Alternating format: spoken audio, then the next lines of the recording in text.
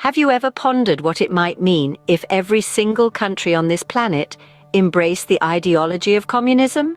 It's a thought-provoking question that invites us to explore the vast landscape of political ideologies, their implications, and their potential impacts on global dynamics. Imagine a world where the concept of personal wealth and private property no longer exist, where each person contributes according to their abilities and receives according to their needs.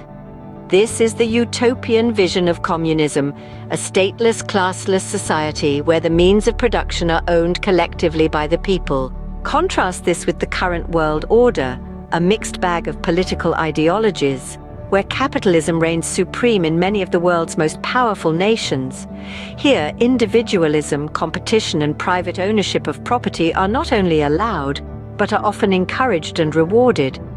The gap between the rich and the poor in these nations is wide and ever-growing, with wealth often concentrated in the hands of a select few. In a capitalist society, the market determines the price of goods based on supply and demand, while in a communist society, a central authority would set prices based on a perceived fair value. This could potentially eliminate the economic disparity we see today, but it could also lead to a lack of motivation for innovation and progress, as there would be no personal financial gain to be had. Consider also the issue of freedom. In our current world order, countries that lean towards capitalism often emphasize personal freedom, individual rights, and democratic processes. On the flip side, historically, countries that have adopted communist ideologies have seen restrictions on personal freedoms in exchange for what is perceived as the greater good of the society. But what if every country turned communist?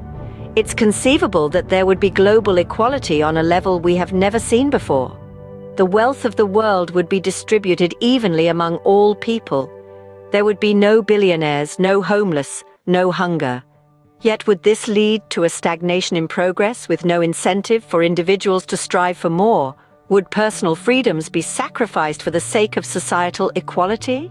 In conclusion, the comparison between the current world order and a hypothetical communist world brings to light the complexities and trade-offs inherent in political ideologies.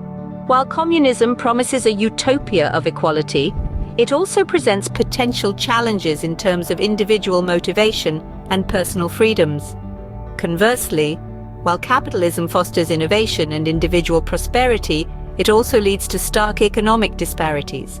This discussion underscores the importance of understanding the nuances of these political ideologies, their potential impacts, and the balance that must be struck between individual rights and societal needs.